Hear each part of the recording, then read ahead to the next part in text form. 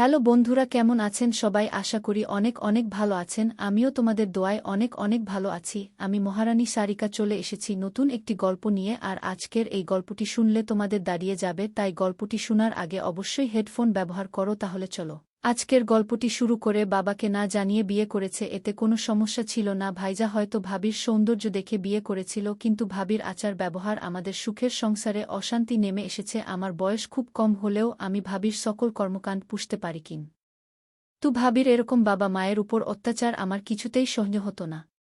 আর ভাইজা তো চাকরির কাজের শহরে থাকত। একদিন ভাবিকে হোটেলে নিয়ে গেলাম। হোটেলে নিয়ে যা করেছিলাম তা শুনলে তোমাদের মাথা গরম হয়ে যাবে। তাহলে মূল ঘটনাকে। এইমাত্র আমি ৫০০ টাকা ৩টা নোট প্রেসিং টেবিলের উপর রেখে কিচেনে গেলাম। এখন দেখি তাকাতে নেই তুমি। নিয়েছ? ভাবির এই কথা শুনে আমার মাথা জ্বলে উঠল। শেষ পর্যন্ত চোর বানিয়ে দিল আমাকে। অবশ্য বেকারদেরকে মানুষের অনেক কথা শুনেই বেমালুম হজম করতে হয়। কথা জমে উঠল। চলে না। অনেক কষ্টে নিজেকে সামলে নিয়ে বললাম, না ভাবি, আমি নেইনি, হয়তো অন্য কোথাও রেখেছ। ভালো করে খুঁজে দেখো, সব জায়গায় খুঁজেছি, কোথাও নেই। তুমি একটু মনে করে দেখো। এমনও তো হতে পারে তুমি মনের ভুলে নিয়ে মানিব্যাগে ঢুকিয়ে ফেলেছ, এখন মনে করতে পারছ না। এবার সত্যি সত্যি মাথায় আগুন ধরে গেল।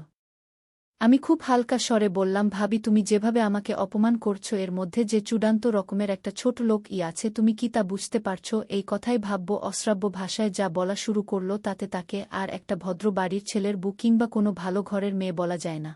এক পর্যায়ে সে বলে ফেল, আমরা একটা ছেলে বছরের পর বছর ভাইজের ঘরে বসে বসে হাতির মতো গিলছে, ইনকামের মুরদ নেই, সে কিনা আমাকে বলে ছোটলোক। আমি বারবার এদিক ওদিক তাকাচ্ছে। এসব কথা কোনোভাবে শুনতে না পায়। এমনিতেই সে স্ট্রোকের রোগী, কোনোভাবেই উত্তেজিত হতে পারে এমন কিছু শুনতে দেয়া যাবে না তাকে।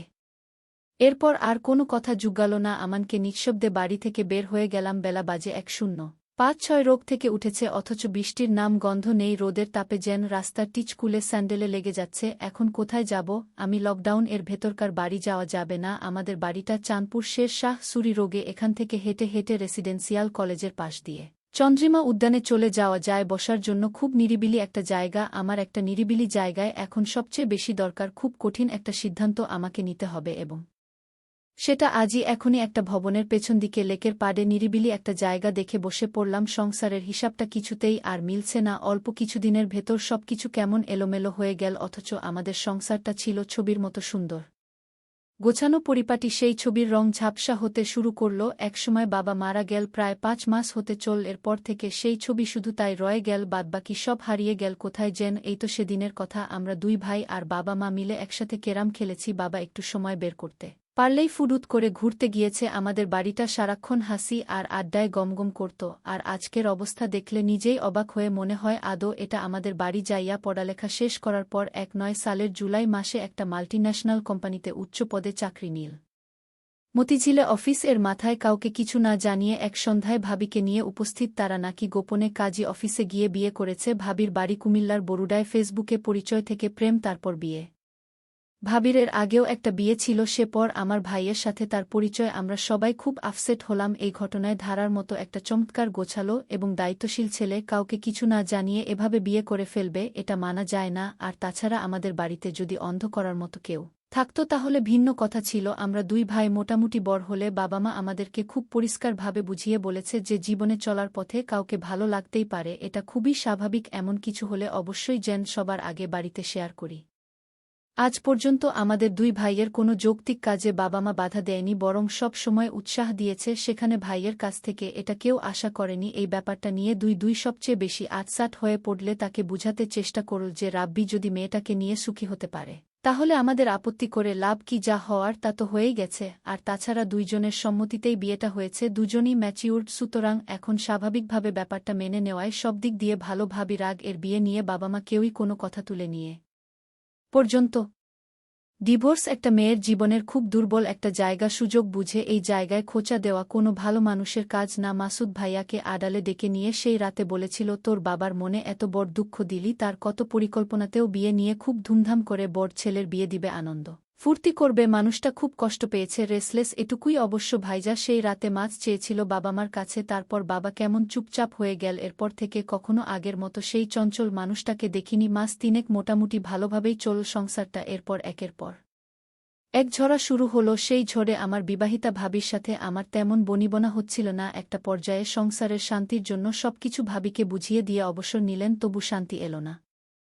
ভাবি চাইল তার আলাদা একটা সংসারের শ্বশুর শাশুড়ি আর দেবরের মতো বাড়তি ঝামেলা থাকবে না। আমাকে ভাবি নিজে টাকা লুকিয়ে আমার উপর চাপিয়ে দিয়েছে যেন আমায় ভুলে বুঝে আলাদা হয়ে যায়। এই জন্য এটা আমি বুঝতে পেরেছিলাম, যখন এইভাবে ভাবি আমাকে পাশেতে পারল না তখন ভাবির মনে অন্য চিন্তা ভর করল। আমি সব সহ্য করতে পারি, কিন্তু মা বাবাকে নিয়ে কোনো কথা আমি সহ্য করতে পারি না। আমাকে এভাবে মিথ্যা দোষারোপ করবে তো আমার কোনো সমস্যা নাই, কিন্তু বাবা মাকে নিয়ে কোনো অপমান, এটা আমি সহ্য করতে পারব না। কিভাবে আমাকে ভাইজা চোখে খারাপ বানানো যায় এই সুযোগ। ভাবি সবসময় খুশি তো, কিন্তু আমি তো আর বোকা না যে ভাবির মতো আমি বুঝি না, হয়তো কম হতে পারে। সাথে তেমন ভালোভাবে কথা বলতো না বাবাকে, ভাবি চা বানিয়ে দিত কোনোরকম ভাবে, এতে বাবা মুখ বুজে সব সহ্য করতে, ভাবিকে কোনো কিছুই বলতো। আমি শুধু চেয়ে দেখতাম। তবে ভাবি দিন দিন মা বাবার প্রতি এক ধরনের অত্যাচার শুরু করলেন। সময়মতো মা বাবার খাবার দেওয়া, মা বাবার জন্য কিছুই করত না সে। আমি মা বাবাকে সবসময় বুঝাতাম, ভাইজা হয়তো জীবনে বড় একটা ভুল করে ফেলেছি, কিন্তু এই ভুলের মাসুল কি তোমাদের দিতে হবে, আমি কিছুতেই হতে দিব না। ভাবিকে দেখতাম, বেশিরভাগ সময় দেখতাম ফোনে কার সাথে জানি কথা বলতো। ভাইজা যখন বাড়িতে থাকব না তখন ভাবি কার সাথে যেন কথা বলতে সারাক্ষণ আমি দেখতে পেতাম। একদিন আমি দেয়ালের উপাশে থেকে শুনতে পেলাম ভাবি ফোনে বলল, কাল আমার স্বামী বাসায় থাকবে না, তুমি তো আমার সাথে দেখা করো, জরুরি কথা ছিল। এসব কথা শুনে আমি চমকে উঠি। তার মানে ভাইজা কি এভাবে ভাবি ফাঁকি দিয়ে চলেছে, আর ভাইজা কিছুই বুঝতেছে না। কিন্তু ভাইয়ার মতো আমি এতটা বোকা না যে আমার চোখ ফাঁকি দিয়ে থাকবে। আমি এরপর থেকে ভাবিকে চোখে চোখে রাখি, কখন কি করে কার সাথে কথা বলে সবকিছু খবর আমি রাখি। অন্য একদিন ভাবি বলল, কাল কিন্তু তোমার আসতেই হবে। আমি এই দিন বাড়ি থেকে 1 পাউন্ড লাম না, আমি আজ দেখ ভাবির ঘরে কে আসে। আমি অপেক্ষায় রইলাম লোকটিকে দেখার জন্য। রাত যখন 10টা বাজে তখন দেখতে পেলাম ভাবির রুমে একটি ছেলেকে ঢুকতে। ছেলেটিকে বলছে, তুমি কেন এখানে পড়ে আছো? ভাবি তখন বলল, আরে কিছুদিন আছি এখানে, আমার স্বামীর কাছ থেকেই সিগনেচারটা নিতে পারলেই সকল সম্পত্তি আমাদের হয়ে যাবে। আমরা এই বাড়িটি বিক্রি করে অন্য কোথাও একটা বাড়ি রাখব, আমরা সুখে জীবন যাপন করব। ছেলেটি বলল, কখন করবে? আর কিছুদিন ধৈর্য ধরো প্লিজ, আমি একটা সুযোগ খুঁজতেছি। তারপর তারা দুজন দেখল বৃষ্টি হতে লাগল। আমি জানালা দিয়ে তা ভিডিও করে ফেলি। এখন কোথায় যাবে? ভাবিনি তো আমার হাতে ধরা তোমার সমস্ত আমি মোবাইল দিয়ে রেকর্ড করেছি। ভাবি এখন আমি তোমাকে যে কি করব তা তুমি কল্পনাও করতে পারবে না। ভাবি সামনে তোমার খারাপ সময় আসছে। ভাবি গল্পটা কেমন লাগলো জানাতে ভুলবে না। আরও মজার মজার রোমান্টিক গল্প শুনতে চাইলে ভিডিওটি লাইক, শেয়ার এবং চ্যানেলটি সাবস্ক্রাইব করতে এবং বেল আইকনটি ক্লিক করতে ভুলবে না। ধন্যবাদ।